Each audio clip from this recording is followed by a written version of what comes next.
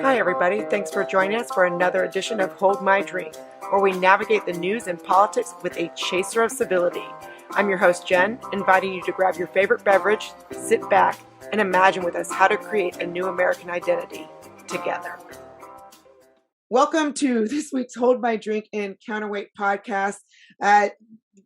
You guys know by now, David, co-host, we have a little bit of a different thing going on. We've got friends in the studio, whatever, Zoom room today. And so this is like real happy hour. I mean, this is like real conversations. And so we're going to find out what you guys are drinking. But I put something together before we all got on that's really interesting. And I want, David, you can lead with this after we figure out what we're drinking.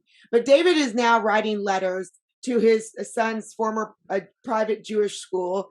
We know Andrew Gutmann because his letter to the Brearley School went viral on what Barry Weiss's Substack. Then Paul Rossi is with us, and we know Paul because his letter, also published by Barry as a teacher, about how he's not going to indoctrinate his students. And then I'm actually working on a book of letters on how we talk about race. So we're like this weirdo band of misfit letter writers. Maybe that's how we all came together. So, okay. So what is each misfit drinking for this conversation? Well, I just have Poland Spring here. I didn't know I was supposed to bring something a little harder to this event. No one told me that. You didn't put that in the email. I mean, we kind of know each other. I didn't know. Never mind. Right? Paul. I'm also drinking good old dihydrochloride monoxide in the WeWork aluminum stein. I hate drinking out of metal. I don't know how you feel about that. Branding. Yeah, you definitely get a little bit of an aftertaste with your water, but it's okay. So you don't. They used to have plastic cups, but they, environmentally they switched to those. Wait, would you not drink anything out of a can, Andrew? That's metal. Yeah, that wouldn't be my choice. If I'm drinking water, I'd rather it out of not those metal cups. My grandfather refused to drink out of any cans because he said he couldn't see what was inside. So he thought that they might put there might be like a dead mouse in there unless he could see it. So, David, are you drinking? It's like razor blades in your Halloween candle. And I'm drinking scotch today because this is my last meeting of the work week. So okay. I'm drinking. Yeah. Well, I'm drinking out of a can, and I'm drinking hard kombucha because I've decided if I'm going to drink alcohol, I might as well be healthy about it. So yeah, hard kombucha out of a can. Nice. Good for the gut flora. Just so you know, I dispute the health benefits of it, but that's okay. Go ahead. Okay, well, I don't know. Yeah. I'll let you know how I feel afterwards. I can't even have coconut water. Why? It goes right through me. I don't know. There's something weird going on. I can't do it. What if you put vodka in your coconut water? I don't know. Maybe it would make it take care of that problem. I don't know. I know you're here in Austin. They're all into like healthy drinks, and so yes, you can get like healthy cocktails. So, anyways, hey David, so you have been on a letter writing campaign recently with your school. Tell us a little bit about how that's going. So my kids went to a school. I'll mention it because it's a public letter. It's called the Charles E. Smith Jewish Day School. It's a very good, pluralistic Jewish day school with a reputation for teaching critical thinking and high-level Jewish studies. I always felt that it was a very intellectually open place that encouraged my older son who graduated there to discuss and debate issues. I have to say I wasn't that surprised when somebody recently pointed out that they had embraced a DEIJ, diversity, equity, inclusion, and justice. I thought you were going to say something with Judaism. That's why I was laughing. Okay, no, it's justice, just plain old justice. And then I looked at it, and the framework sounded suspiciously similar to every other DEI initiative I've ever seen. Examining the relationship between power and privilege and whatever. And then I looked at the student resources, and it's a list of websites and articles. And I started going through the websites and the articles, and literally there was not one single entry that could have been described as alternative or heterodox. Every single article reinforced the same point, and some of them, in rather extreme terms. So I decided to work with a colleague of mine who actually brought it to my attention. She's a wonderful woman, Black Jewish woman, named Brandy Shafatinsky. And she's an educator, PhD educator. We wrote a joint letter to the school saying we appreciate what the school has done for our children. And yet we were taken aback by this. And we would have given the school the benefit of the doubt, but the school did not have a single alternative reading assignment there. And we think that's unfortunate. That's what we said. Of course, I'm getting, called a racist and people are going ballistic, but there's a lot of people coming, as they usually do behind the scenes, messaging me, asking me for meetings, and we'll see where it goes. So that's where we are with it. But I did post it on a major Jewish education Facebook group with thousands and thousands of members, and it was taken down yesterday. It was not deemed worthy of a discussion within this Jewish educator community. Who are the moderators for that? Do you know them? I know a bunch of them because I was originally involved with setting up I was one of the early people in this Jewish educator site. So it's really, really despairing in a way to go through that, and to people call you a racist, and then other people agreeing, like they'll have like 20 likes on that one thing, and from people I know, and have known me for a long time, and they're liking the statement that says I'm a racist. I don't even know how to regard that. So anyway, David, did anyone reach out to you privately? A teacher from the school said, thank you. There's a whole group of us who have been talking behind the scenes, and he's not ready to come out publicly yet, but we are talking to him in the middle of next week, and we'll see where it goes. And several parents I've had meetings with him. So it's hard, but I'm thankfully I have great role models.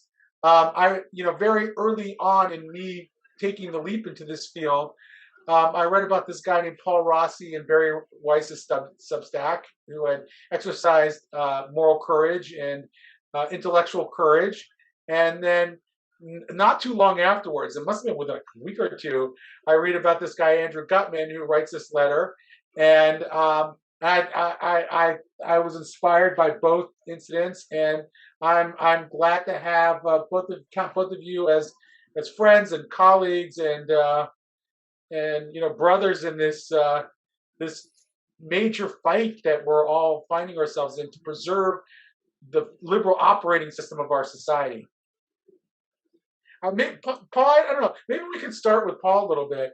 Paul, and I'm by the way, sister, by the way, as well. I'm glad to have a sister in Jennifer Richmond, who's been my, one of my closest partners, and making good trouble. Good trouble. Right. Yeah. So Paul, you went through this, and a lot of people have read about it. What's your life been? Maybe describe it very briefly. Give us the Reader's Digest version, and then describe how that it's affected your life since. Sure. The short version is I had been a math teacher at a private school in Manhattan, Grace Church School, for 9 years, and in 2015 they shifted their mission statement and went to a full anti-racist mission, and then the DEI curriculum started to expand, and then I had been raising some red flags about what was going on among the student body, and in the curriculum I thought they were excesses, and I was basically ignored. And then February of this year, 2021, there was a racially segregated Zoom meeting with white identifying students and faculty in one room, and BIPOC identifying students and faculty in another Zoom room where they got substantially different content. I was in the white room, and they put up the white supremacy slide, which talks about the characteristics of white supremacy, including individualism and objectivity and all kinds of those terrible things. And I objected by, I didn't actually object directly. I wanted to set an example for the students, so that I knew there were students out there that had problems with this, and I wanted to model for them, how to that their teacher might also have problems with this, and how to ask questions about it.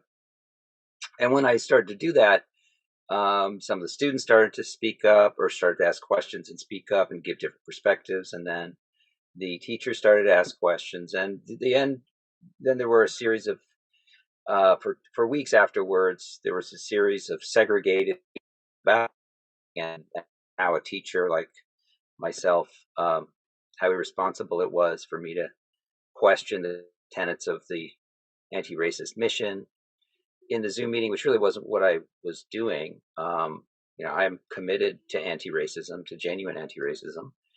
But the upshot of it was I was disciplined, and then I was subjected to a series of meetings, and there was a statement read to every student in the school about what I had done, and ultimately it got to be very strange and kind of ridiculous. And the breaking point for me was when a student came to me to offer private support, but he was nervous and scared that one of his more left-wing teachers would see him coming to me. And so then I wrote an article for Barry Weiss's Substack, and that was very popular. And shortly after that, I was barred from the school building. My classes were taken away, and my contract expired. So here I am. And so since then, I've been doing a lot of thinking, reading, writing. I've been going to different conferences. I've been working with different organizations. I've learned so much about what's been going on, not just in New York, but nationally, among the private schools system, the public school system, how it's affecting, how this is affecting the culture more broadly, and trying to find ways to, I'm really kind of trying to focus on ways to push back, or effective methods of what they would call praxis, I suppose. What are some things that ordinary people can do in the situations they find themselves in that might make a difference or set an example? So that's what I've been really focused on. So Andrew, tell us about what your story was and what it is. Yeah. So my story was, my daughter was at a all-girls, pretty prestigious K through 12 school in Manhattan called the Brearley School, and she had been there since kindergarten, and she was in 6th grade. And we saw what we now call, for lack of a better term, the critical race theory or the social justice kind of creep into the curriculum, a tiny bit or a little bit, I should say, over the years, but nothing to the point where we would say, we're not going to keep her in this school. And then the 2 summers ago, with the events of George Floyd and BLM, it was like a light switch went off, and the mission of the school and a lot of these independent schools just changed overnight, from teaching, from training intellectually courageous girls to training social justice warriors to training activists, a complete change of mission. And we knew that a lot of families like ours, and I say this then, I say, I still say this now, more than half of the families were very unhappy with the direction of the school. And we started to talk to them from the beginning of the school year in September, and we could not get other families to speak up. We had a lot of people say, I should send a letter, I should send an email. And this was COVID time, so parents were not allowed in the school. They're still not allowed in the school. Our school really went so far beyond a lot of the other independent schools, because we had to not only sign a community agreement or a pledge saying that we would support this not only within the school, but we would help teach these anti-racism principles at home. And we wound up refusing to sign that. And we had to take 2 mandatory anti-racism sessions for parents. So there was no excuse for parents not knowing what was going on. Different than in a lot of other schools where parents, maybe only heard about this by overhearing their kids on Zoom school. There was no excuse for Brearley parents not to know what they were teaching, at least to some extent, because we had to take these mandatory sessions for parents. And, we said, okay, at some point we've got to get other parents to speak up. They've got to speak up. They know this is wrong. They know this is damaging their kids' education. They know this is destroying the school. And to our knowledge, nobody did. And so we decided not to re-enroll our daughter for the next school year. And that was a joint decision, myself, my wife, and my daughter. And if my daughter had wanted to stay in the school, we would have absolutely let her, and we would have just tried to fight this quietly within the school. But she knew that she wasn't getting the education that we wanted, that she wanted, that we had signed up for. So she was supportive. And at that point, I said, okay, I'm going to do something. And I felt it was not professionally cancelable, so I wasn't worried about losing my job.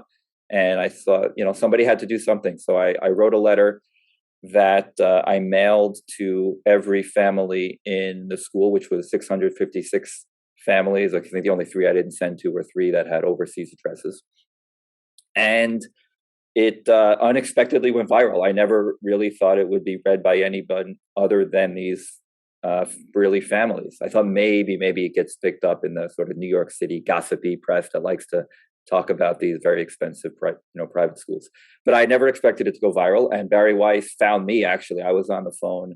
I mailed a letter on a Wednesday. Friday afternoon, I started to get calls from parents. I think around 1:00, I got a call. Then I got another call from a parent of our grade. And then I had this email from Barry saying, text me, email me, you've got to contact me. I'm posting this. And so the next few days were sort of a blur. I think the next about 5 days. And then the first event I did, and I said no. I had, every show on Fox wanted me on. I think, Paul probably had the same experience. But I decided not to do any media for the first week or two. But the first event I did was one with Paul. In fact, this is the first event we've done together since, really, which was Barry Weiss's, I think, first live stream event that she had ever had. Oh, yeah, that's right. Yeah. Was that your first event? Was that your first? The first thing I was on was the Clubhouse. That was I think it was the night it came. My article came out, or the night after that, and I was completely fried. Okay. I can't even remember what I was saying. Yeah, I remember. You sounded coherent. That's good. So yeah, I get this email from Barry after that event. She's like, "You need to eat more." This is Barry being like the Jewish mom, right? You got to eat more. I look too thin. I guess people told her that I look too thin on this, but we didn't sleep or eat for like the first 5 days. I think that event was about 5 days after my letter, something like that. So that sort of changed my life. Sure. So I have this sense that your critique of this is not just, teaching of a view you disagree with on disparity or race or racism, but there's a larger critique about that it's somehow corruptive of education in a broader way. Am I wrong about that? And if what is your take on that? That, like, Andrew, you took your daughter out of the school and she wasn't learning anything anymore. Was it just about what you didn't want her to learn, or how did it corrupt the larger educational process in your view? Yeah, I think it's both. I think it's what she was learning and what she was not learning. They incorporated, again, what they call their anti-racism initiatives, what broadly we now call sort of CRT, into every aspect of the curriculum. Not just with these special DEI seminars, not just in English and history, but they incorporated this into art and music and science and math. And so there's a number of things. There's sort of the gutting of the English literature and history curriculum. And to me, that's really, really important. I'm a big believer in sort of classical education, and that every kid should get some of that. History, especially history and civics, I think is something that we do horrifically in schools, private and public, even before this whole sort of CRT issue. And now it's even that much worse. But that this was incorporated, into everything. I think so. There's this ideology that I do not think kids should be taught. And then there's what is not being taught. Again, the history, the civics. I think there were 5 books in the 6th grade English class that they had historically always taught, and I think they kept one of them last year, which was, I forget what it was, the Iliad or the Odyssey, I think. But the other 4, I think one was Shakespeare, one might have been Dickens, I don't remember. They gutted for what is now the identity politics or social justice kind of books. But I think broadly speaking, I've said this a lot, which is my letter was criticized, called a racist, all those things. But to me, it was never about race. It was about the inability, the unwillingness of these schools to have discussions on these issues. And it was about the indoctrination. And I know I get pushback on that a lot. I know a lot of us in this movement sort of get pushback when we use the word indoctrination. That's too strong, but it really was. And again, to the sense that we as parents had to sign a pledge that we would teach this in the home. I mean, to me, that's, as much indoctrination as anything could be. They teach Singapore math. We don't have to sign a pledge supporting that. They teach the theory of evolution. We don't have to sign a pledge supporting that. They taught Mandarin, to all the kids. We don't have to sign a pledge supporting that. So I think that was much more than just the specific CRT stuff. Was that, they changed the mission, and that I think they really are indoctrinating these kids, that there isn't the ability, the comfort to be able to speak freely in the classroom, both teachers and students. They can't ask the questions. They have to, adhere to this ideology. And it goes, I say this, it goes really beyond that. Not only do they have to be anti-racist, right? If you're not an anti-racist, you're a racist. But even to be an anti-racist is not enough. You have to be an activist. If you're not an activist, you're a racist. I mean, that's as far as they went. So I think it's all these things together. Well, what's worse is, in addition to being called racist, a lot of us now have been lumped into the domestic terrorist category as well. So we've got that. And that goes to something, David, you were talking about the National Association of School Boards letter to Merrick Garland, and that they were saying, correct me if I'm wrong, that they were saying that no one's really teaching racism, that only 8%, what's that? Only 8% of teachers say that they're teaching CRT. Right. And then, but that goes to what Andrew is saying. It's not teaching CRT, right? It's not actually having a class called CRT or ethnic studies. It's the fact that it's like infiltrated into all the ways that we teach. I mean, Paul, you were a teacher. How did you see that play out with you in, on the ground? Well, I think, just to speak to that about the CRT and the claim that it's not CRT. I mean, it really is a very narrow objection about the particular focus on CRT. What's actually happening? There are two things that are happening. One is that there are CRT derived theories that are broadly from that trunk and branches off that trunk, like critical whiteness studies is one, critical gender studies. So these are things that incorporate some of those, those foundational insights from the 70s. And then the second thing is that an important part of this is praxis. So there's no, from the foundational texts, critical race theory and introduction, Delgado, Stefanchik, all these things, they're always talking about praxis. So what is praxis? Well, praxis is going out into the field, taking over these educational institutions, and then indoctrinating the kids into becoming, better people according to the theory. So that's, they may not be teaching the content particularly. They finesse it in two ways. One is that they're not teaching the specific content that they teach in law schools. And then the second thing is that, it's what's more important is the praxis. So when you actually, every time you move down a level from, the academic work to the conferences, to the teacher trainings, to the student trainings, to the poor schlubby teacher in the classroom who gets handed a slide deck, and then they're going to put that in front of the kids, and then the kids themselves, you have this sort of degradation of nuance and academies and it gets sort of rendered into this basically the racism of these teachings is readily apparent in that they create a moral imperative and a moral schism between the races as to who's an oppressor, who's the oppressed, who's good, who's bad, and the kids interpret this in terms of moral primary colors. So what really bothered me the most after that long preamble is the psychological impact of the students' self-concept. And so they started in ninth grade with these DEI interventions. The curriculum focused around how the student sees themselves, and the most salient feature of their identity is their race. So if you are Jewish, Italian, Scandinavian, even Persian, you're not you're not your ethnicity or nationality. You are those things, but really what matters in the context of American society is your race, your whiteness.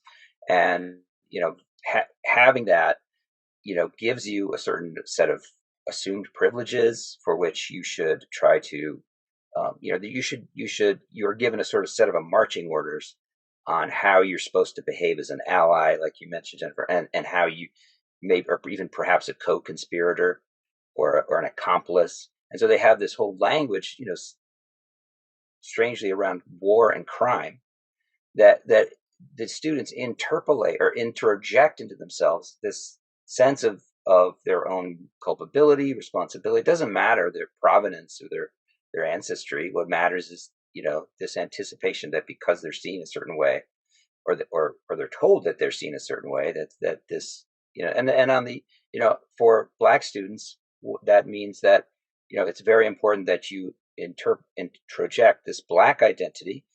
People, these are culturally real things, even if they may not be biologically real. But what they were being taught was that there is a way to be politically Black. There's a solidarity. There's an authentic identity, a way to be a certain thing. That if you don't align with that, well, then you're not really getting it. And so there would be a lot of pressure both within the classroom, I think, and outside the classroom to join affinity groups, to have the students align their views with what the school believed their race meant that they should think. And this was really debilitating. I saw to some Black students that were starting to really look upon the school itself, and they would talk about the importance of going to a school where people look like them.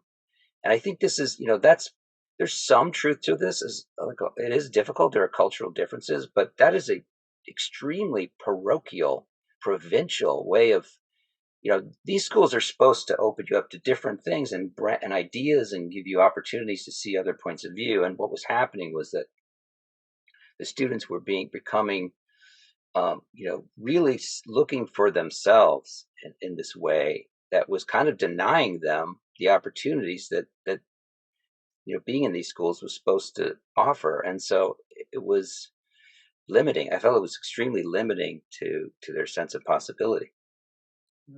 Did you also see, was this also for you, the George Floyd BLM summer that this was shift, or was this at Grace Church, was this going on much before that? This was happening before, but it definitely accelerated with the George Floyd and George Floyd murder, and the response of the administration there, during that time, was kind of staggered me and really shocked me a little bit.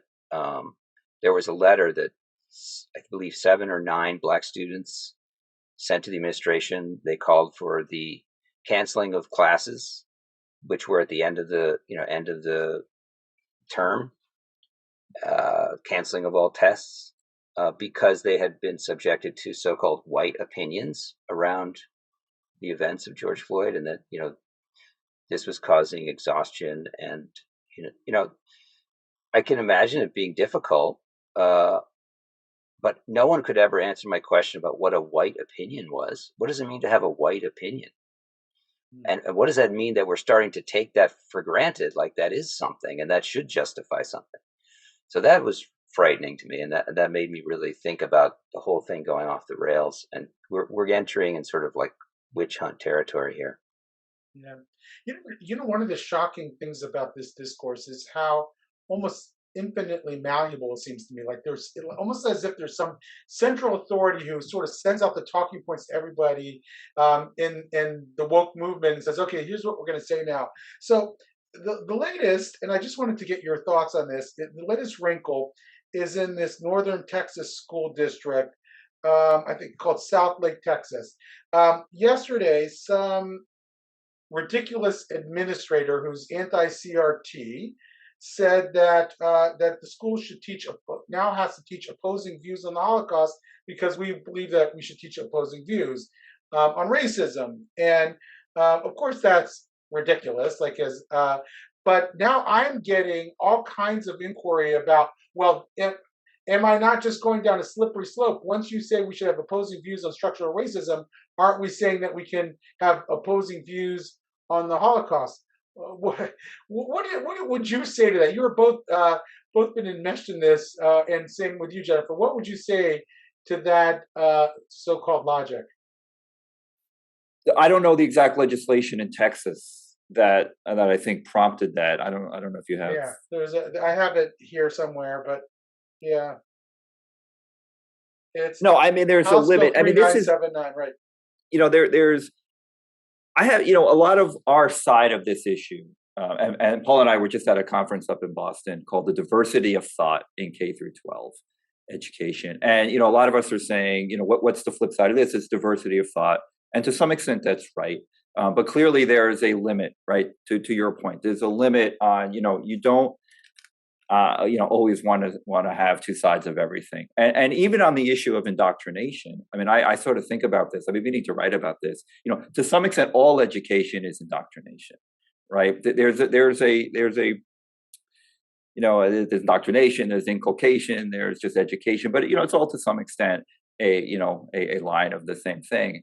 And look, I want kids that have good values, right? I mean, you want kids to be able to ask questions and feel free to ask questions, and even if they're silly, even if they're sometimes inappropriate. But schools do have a responsibility for teaching certain things, and one of the things I think we should be teaching is sort of classical liberal values, Enlightenment values, America's founding principle values. That doesn't mean you don't introduce Karl Marx to something, but it does mean that you say, okay, these are the reason we can have free speech in this country is because we have these certain principles. The reason we have a prosperous society is because we have these capitalist free market principles. At least we used to, not Marxist. So this is a tricky question of how far do you go? You need free speech in the classroom, clearly, but I think there is responsibility for schools to teach in many things the right thing, and we do teach 2 + 2 = 4. Someone can ask why that is, but it isn't just as valid to say no, that's not correct, because that is correct. So right. I don't know if I answered the question. And the fact that there are edge cases in gray areas doesn't negate the principle of a free expression of ideas, right? Like right. We can understand that at certain times it gets really hard to decide whether something crosses into sort of crosses any red lines. But in a society that values free speech, we're going to err on the side of free speech, and more than we are going to err on the side of trying to rein somebody in. But I think this gets to the issue of this ban CRT legislation, which I know is somewhat controversial, even amongst the anti-CRT people. Is do you go down this slippery slope of actually doing more harm than good? And I've seen some of these debates. I mean, I am a proponent of in public schools where free speech issues are somewhat different. These are government schools. These are government employees. They don't have, the kids might have the free speech. The teachers, being government employees, don't necessarily have the same, constitutional protections. I am a fan of banning it, but it's tricky because if you go too far one way or another, you may do more harm than good. So I think you've got to be, those legislators that are looking at this have to be very careful with that. And I do kind of see both sides of that issue. Yeah, Paul, what about you? Yeah, with the do you teach, can we teach alternative views on the Holocaust, say? I think that's a really interesting, it's a very interesting way to try to, shift the debate. And it reminds me actually of the creationists who would talk about, what was it called, design, or this different alternate theory of the beginning of the universe, and why can't we give that equal time in physics, for example? And so I think at that point, one of the things that helped me think about those questions was Jonathan Rush's book, Kindly Inquisitors. One of the first, I think that come out as early as the 90s. What a prescient book. And he talks about liberal science being the, where you would maybe draw the line. And so, it's very clear that with something like the Holocaust, there's evidence, right? We have clear, strong evidence that this thing occurred, and you have historians that poured over this, they're eyewitnesses. And so you can really say very clearly, like, no, for the same reason that we don't believe, the moon is made of green cheese, we're going to teach, that the Holocaust happened. This is not the same kind of thing. If you're talking about a theory, really a religion in itself, which is the way I see, and many others see, critical race theory derived praxis in schools, where there's a certain moral imperative, and what it means to be a good person, a push to activism, and a whole belief structure. Like, those are not objective realities, even though they may think they are. They're not objective realities that aren't subject to debate. So I look at those two things very differently. I find it interesting that someone would try to make those things the same. Yeah, and I lean towards, I think, what Andrew said. I mean, 2 + 2 = 4. The Holocaust CRT is well, I guess it's what both of y'all said. I mean, CRT is a theory, and not a truth. But it's a belief that's being represented as knowledge, is the way I would put it. And that is wrong. I mean, if I could continue to the point of should it be banned in schools? I agree with Andrew for the most part, and I think that's even more true if you're talking about kindergarten through 8th grade. You really need to have a single moral framework for children that are below a certain age, and that should really be set by the community. I think the community should have some say in exactly what that is and what the Overton window of education is there, because I don't know how you could teach two incommensurate moral systems to children. That could lead to some serious chaos. When you get to like 9th or 10th or 11th, you could maybe start to bring in, okay, some people say this about the Constitution, some people say this, and so I know there are curricula out there that present differing sides of an issue and different theories, and then the students can make up their own minds. But certainly in higher education, I would say, yeah, I mean, I think where the problem gets in when you try to ban specific content, like the 1619 Project, as opposed to banning a divisive practice. So if you ban, if you say you can't teach this thing, I think it's actually silly to expect that it'll work, because any teacher worth their salt can get around it by just telling the kids, I'm not allowed to teach you this. And you can ask me any question you want about it as long as it comes from you. I mean, that's just like setting the whole thing up to collapse. And you're going to get a serious Streisand effect with that. But if you say, you can't expressly try to make one racial group feel, worse than another, that may happen as a consequence of teaching some, if you teach about slavery, then maybe some people feel bad. But if you expressly try to do things that make one, which was happening at my school and at other schools, to make one group responsible, basically blood guilt, ancestral guilt, even when their ancestors may have nothing to do with something, then that's bad. There are violations of the 1964 Civil Rights Act, right? There are things like, and I think that the idea of a privilege, what is it called, the privilege stack, where people have to sort themselves out based on where they fit into the hierarchy of privilege, and then are either empowered to speak or prevented from speaking depending on where they fall into that matrix. To me, that's a violation of their civil rights. So I have no problem using that to if the school crosses the line there. So I guess it depends on what you're talking about when you say teach CRT in school. I guess I haven't figured out what that means yet. In some ways, I feel like both the right and the left, if you will, I'm not sure those are good descriptions, are sort of both in their own way misrepresenting what CRT is. To me, CRT is sort of a framework that starts with a systems level analysis of society and says racism is embedded in systems, and yes, of course, you could the left says no, that's not what it is. It's really just a legal framework, but that's not true. I mean, the entire idea of CRT is sort of infiltrated in various academic areas and eventually became sort of intellectually dominant. And I think the right side portrays it as as sort of not everybody on the right, obviously, is teaching about slavery or history or anything that might not perfectly be in line with a purest notion of what American history is. Again, I mean, it seems to me what we want our schools to do is expose kids to different ideas. That doesn't mean, and going back to what Andrew said, of course, there's going to be sort of a thread that runs through it about what American history is, and I guess you can't completely obliterate that historical narrative, nor should you want to, but at the same time, you could I wouldn't, even if we teach our kids, America, about American idealism and what it means to be American, and make that the dominant narrative, I still would want them to be able to, read Howard Zinn or somebody like that and say, okay, well, I disagree with that, and have the freedom to do so. And I think under this current regime, they're not allowed. No, I think, look, there are questions, and I don't know the answer to them. Is, should public schools be patriotic? For the betterment of our country and democracy. I mean, I think that's a valid argument. Obviously, that's a conservative view, and I'm not sure where I fall out on that. You talk about Howard Zinn. I mean, I think almost every school now in public school has adopted sort of the Howard Zinnification of history curriculum, which is he is a very Marxist basis for this curriculum. Now, again, you get to what Paul said in high school or in college.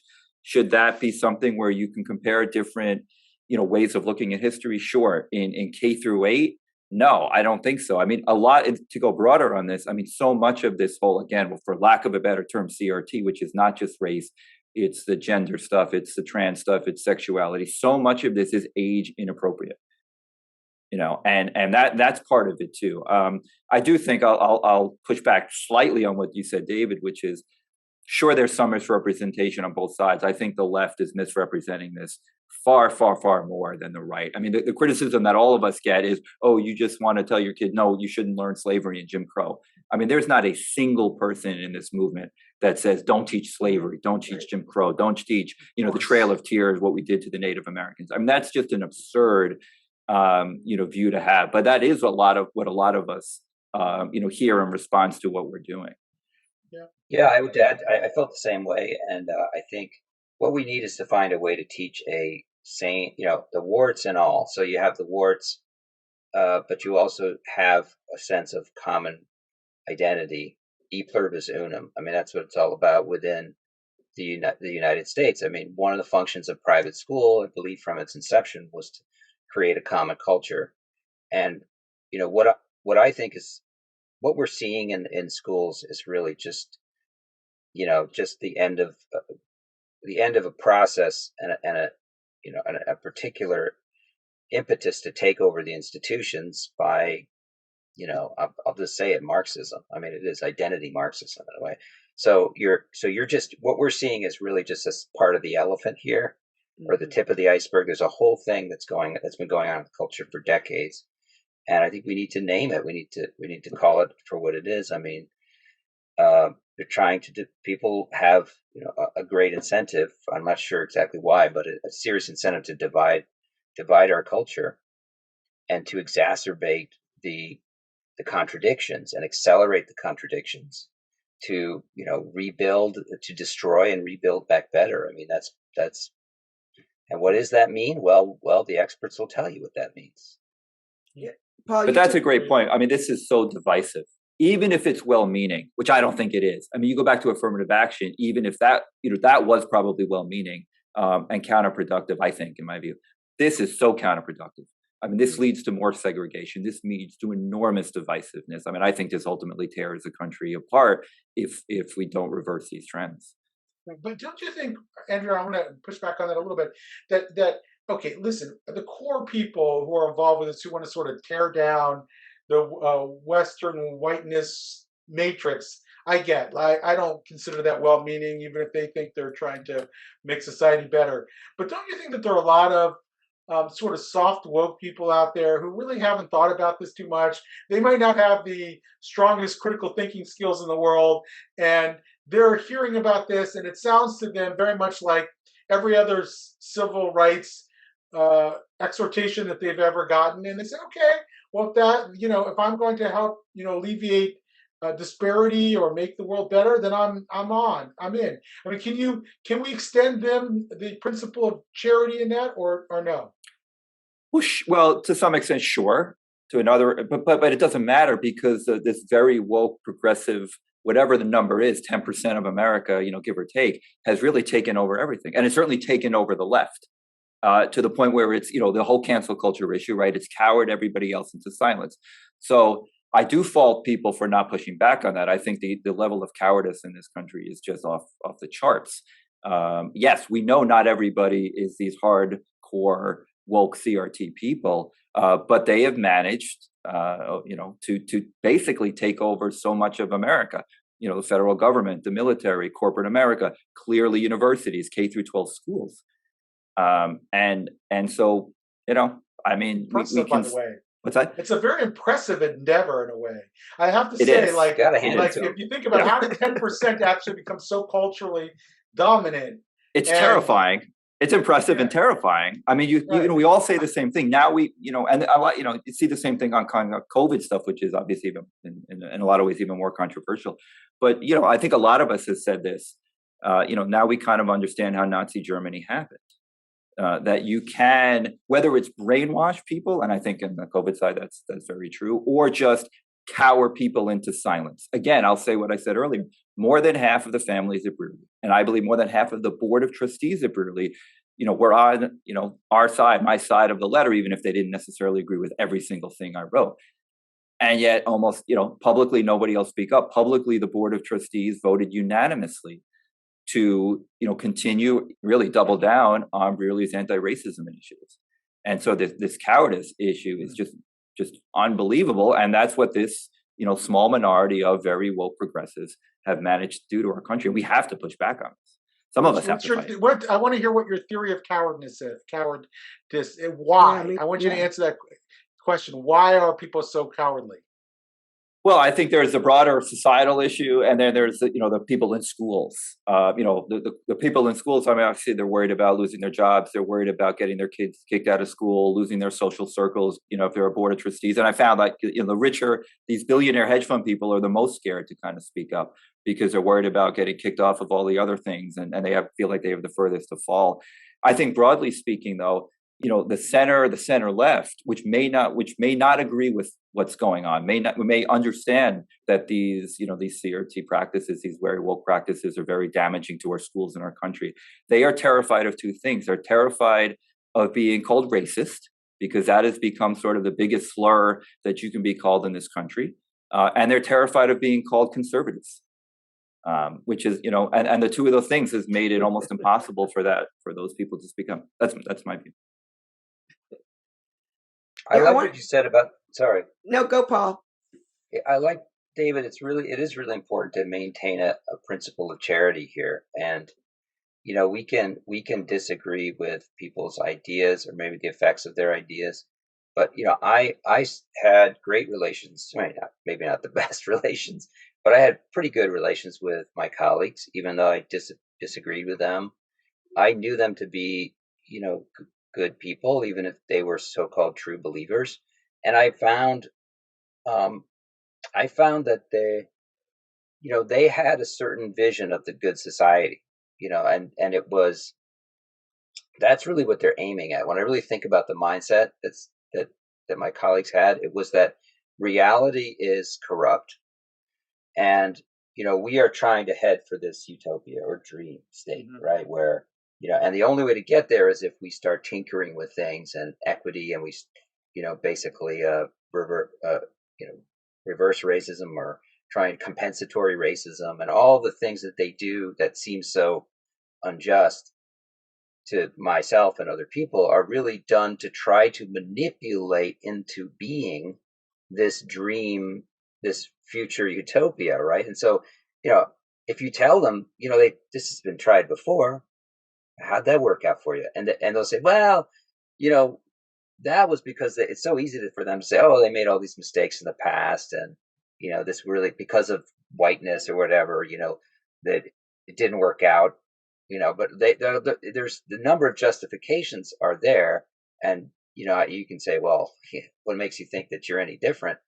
But they, so they arrogated to themselves the power, and the moral clarity that apparently no one in the past had. But really what they're aiming for is a kind of vision of the good society, right? So, my vision of the good societies is right now, if everyone acts according to their conscience, what Andrew calls courage, if people live with moral courage, and stand up for people without an end goal in mind, so that you don't have these silly contradictory political stances, that don't seem to make any sense. Like, well, if our COVID mandates are actually very racist by Kendi's definition, why should we? So I just think that we're dealing with very deeply incommensurate worldviews, and we are still dealing with good people. So we do have to remember that, and we have to be patient with each other, and to elicit these deep differences, even at the level of identity. What does it mean to be existentially, right? Their view is that society makes us who we are. How we are seen is introjected into how we see ourselves as early as 6 months, and there's structural determinism to that. Like, we don't have the ability to define ourselves. I happen to disagree with that view. I think that we have a conscience. We are, divine beings that have the ability to transcend our environment. They form us to some degree, but we can make choices that overcome our programming. They tend not to believe that's a thing. They tend to think that's a fanciful idea. And I think, this is if we're going to actually get to know each other, that's one of the foundational differences that we have. I want to touch on two things that both of you said. I mean, Andrew asked about should we teach, should public schools be patriotic? And I don't know that they should be. I mean, I think classical education doesn't necessarily have to be patriotic. However, my concern is this is so much more than critical race theory. This is what you touched on, Paul. I mean, this is about teaching kind of Marxist theory, oftentimes wrapped in racial paradigms, but not always. And that's what I don't think we should teach either way. We shouldn't teach Marxist, and we don't need to have people drumming in patriotism either. But I don't know that there's this middle ground. Well, I think those. I mean, there's the opposite. Sorry, the opposite of Marxist is not necessarily patriotic. It's more free market capitalist. And I think we should be teaching that now. What we have, and this goes way beyond this. What we want to talk about here. I think what we have today is nothing anywhere near a free market or capitalist society, and that's one of the problems. It's so easy to attack what's going on today. We have enormous income inequality. That's something that I've written a lot about, which is not a conservative right issue. My reasons for why that has happened is different from most people's. But we do have an economy that I think that fundamentally doesn't work. But from the theoretical perspective, free markets or capitalist society is what has brought the world to prosperity, certainly not Marxism. So I do think, you teach what Marxism is. You need to, because it has had such an important impact on history, in the last, 100 or so years. But I do think you teach, this is why we have prosperity. This is why we have freedom. These are these values. Now, do you teach America is great and America has never done wrong? No, I don't think you teach that. But I do think what you should teach is that, we were the only country in the world that was founded on values, on principles, and these specific Enlightenment type principles. I do think that, and we should, I think, as Americans, be proud of that. I mean, we are still the country that everybody else wants to come to. Right? We so many people say this. Well, if our country is so terrible, if we are so racist, why is all these, people from around the world dying to come here, right? For freedom, for economic opportunity. And I do think that, we should be proud of that. And I do think that that is a message that schools, certainly public schools, should come across. And I think to go further, what all schools now are doing, it's not just not teaching that. They are actively teaching children to hate our own country and to hate our history. I don't think society, we don't survive that if that goes on for very long. Let me push back on this idea that what our kids are being taught is Marxist. It's certainly related to Marxist, right? But they sort of substituted economic culture for economics. And there are a lot of Marxists, by the way, who despise this. There are socialists who really do not like this at all. They would prefer sort of a liberal operating system, but a socialist economy. So I personally don't like calling it Marxist, even though it grew out of originally a Marxist framework because mostly, number one, most traditional Marxists despise it and don't think it's correct. Some of those people who are maybe I'm not talking about the hardcore Marxists, but some of them may even be allies in trying to protect our sort of social operating system, and I'm not sure why that's the best way of describing it, considering that like when you talk about culture in that sense, it's really not the same as economics. It obviously there's similarities, but just because two things are similar doesn't make them the same. So that's my pushback against sort of using the Marxist moniker in the current moment. Well, would you think it would be okay to then say cultural Marxism? Does that fit more what you're... I don't know that it gets you what you want. Like, I'd rather just describe what it is. In other words, what is it? It's this. It's got, in my view, it's got two core components. One is that racism and oppression are embedded in the very systems of society, and two, that only the people who are adversely affected by it have the moral standing and the lived experience to define it for the rest of us. I mean, there's more to it than that. That's a simplification, of course. But when you have those basic two precepts, the first is now sort of canonized by the second, right? If people can say, well, listen, I'm the only one that gets to define this for society, so you have to listen to me, and that's exactly what they say. It's a demand for deferring to their take on society. I don't, is that Marxist? Well, Marxism really never made those sort of, I hate this word, but epistemological claims. They didn't say you have to think this because I think it. They might say I'm going to go to war with you over it because I think you're trying to hold us down. I mean, this might be too. No, that's a valid. I mean, that is a very valid criticism there. I mean, and this might be too simplistic of the way of thinking about Marxism, and I'll give you that. I mean, I think we should think. I mean, we are all proponents of critical thinking, but a lot of the frameworks that I see is this activism, right? So they're trying to activate. It's not education, it's activism that leads to, like what Paul said, joy, happiness, quote, utopia. That's a Marxist playbook. I mean, that we teach activism that leads to a utopia. It is a utopianism. It's a brand of utopianism, no doubt. But that's not what makes Marxist. That's not its distinct characteristic. Can I step in for a little bit, David? So what people have said, I just got back from a 3-day seminar with James Lindsay of New Discourses. He's a real thought leader in this arena. Well, I do. Yeah, and so the way he would describe it, and I think it's accurate, the way he sort of draws the line. If I can be so bold as to try to characterize it, is that there's Marx 1.0, which is Marx himself, noting the proletariat and the bourgeoisie and the aristocracy and watching history unfold according to certain laws. Then you have Leninism, which is sort of Marxism 2.0, where you have a vanguard, and you have Praxis and state Marxism and so on. And then when that failed and collapsed, you have cultural Marxism, which you identified Herbert Marcuse, the Frankfurt School, Horkheimer, Adorno, and what they realized was we have a problem, Houston. We have a problem because the middle class, is actually prosperous, and so because people are happy, they've hijacked, the contradictions of history. So we have to find a way to make people unhappy.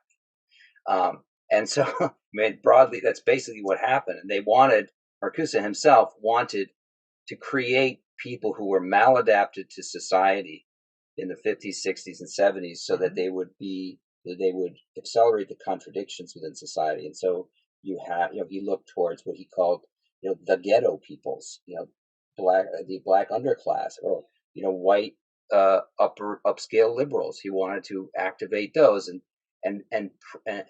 sort of push those grievances to a point where they could undermine society. And today, with wokeness from Crenshaw and CRT, we have sort of Marxism 4.0, which is called, Lindsay calls it identity Marxism, where you actually locate the sources of power according to these power blocks. and it's no longer just about it's completely divorced from the bourgeoisie and proletariat at this point. So someone like you mentioned, big Adolf Reed Jr. A lot of these thinkers, they see all of this Marxism 4.0 as sort of a bourgeois thing. So it's a fascinating sequence over the last 150 years that has led us to where we are. But so it combines the long march of the institutions through cultural Marxism with this new strain, which is coined as identity Marxism. So I really do believe that's what's going on here. From Crenshaw, the idea of a universal humanity where I am a person who is black to I am black. So it is a total reframing of recolonization of what it means of identity itself. And upon that, they layer diversity, inclusion, equity, all according to the framework of redistributing resources to these different groups. Yeah. Can I say 30 seconds? Yeah, go ahead. Also, two things really quick. One is I think we should take the allies where we can get them. So yes, I agree we should be careful who we criticize here, but I'll say, socialism is not compatible with freedom. And anybody believes in both is a little bit confused. Yeah, well, maybe. But right now, I'll fight that fight later. It's like, one of the things I'm fascinated by is how the new atheists made up with the religionists in the past several months. Peter Boghossian has actually written about this. He was the original new atheist on all the podcasts railing against belief in God. And then, of course, the woke controversy came and it split apart the new atheist community. And now he's best of friends with some of the religious folks who are opposed to it. And the argument's over. Right, the argument between him and the religions is over right now because you got bigger fish to fry. Right now, we're just trying to protect liberal democracy and the liberal operating system. So whether you're right about that, look, for many, many years, many of us who regard ourselves as sort of a capitalist thought that as soon as China liberated its economy, its politics would be liberated as well, because there was an inextricable link between free markets and freedom of expression. And it turned out not really to be the case, at least in China. I know we have a China expert here too. So I'm not saying that I do believe ultimately capitalism is more about just free trade and the ability of people to exchange goods. It's also about freedom, and it's inculcating freedom. But I think it is complicated, and I'm very grateful to work with socialists on trying to preserve the liberal society. Me too. I would work with I'm a hardcore Marxist to do that. So I may slag on Marxism, but it doesn't mean I won't work with them. It kind of reminds me of the Lord of the Rings, when they're all deciding to go return the ring to Mount Doom, and there's Legolas and there's Gimli, and they say, did you ever think you'd fight side by side with a dwarf? And then he says, "Oh, how about with a friend?" So that's a nice way of looking at it. Ah, that's nice. Emily's my favorite. I like it. Okay, look, well, what? We need as many allies in this fight. We do. As we can get. But I thought that was really interesting, the Marxism, the identity part of it, because maybe traditional Marxists don't buy into this new Marxism 4.0, but there is a crossover there. Yeah, it's using like identity blocks, the contradictions between them, and accelerating those contradictions to take apart their focus is really about taking things apart, because in sort of a Rousseauian notion of the divine, the good nature of humankind will somehow make a better world on its own. If you tear everything up, then it'll make things beautiful and wonderful and glorious. And it's funny because I had a long conversation with one of the DEI people at my school when I was in the middle of all my troubles, and she, after a long conversation and listening to it, she really did admit that what she wanted was equality of outcome. I mean, she said, yeah, we want equality of outcome. That's what we want. And I was like, thank you for just making that plain, and we can disagree about that, and I respect your right to believe that, but I will fight that. But we can talk. It doesn't mean we can't talk. Mm-hmm. As long as we're talking, we're not doing anything, we're not doing something worse. That's the problem with cutting off talking, which is what we have today. Well, we can't have these conversations. No. I mean, we can. That's part of the problem. I mean, especially about issues like race. It's just become this complete taboo to have, and I wrote this in my letter, which is, I call bullshit on the fact that they kept saying over and over that we want you to have the difficult conversations about race. No, they don't. Right. They want to have very, very superficial conversations about race. I mean, when we had to do these training for parents, it was these role playing. If you saw your daughter, sing along to some rap song that had the N-word, what would you do? Those are not the deep conversations about race. You want to talk about why, Black girls are underrepresented really? Fine, let's talk about that. Let's talk about that. But that is not at all what they want to talk about. Courageous conversations. So speaking of, thank you guys we have to do this again, even if we're not recording. We need. Next time I'll get something stronger than Poland Spring. Yeah, we have to have our happy hours Yeah. together. Be nice to do this in person. It really would. Thank you for listening to this episode of Hold My Drink. Like or subscribe to the show and check out the show notes for links to source material and to our website, where you can find what each of us is reading every week, different news with different views. If you have a topic that you would like us to explore, drop us a line. And join us next week as we say, hold my drink, and the conversation gets real.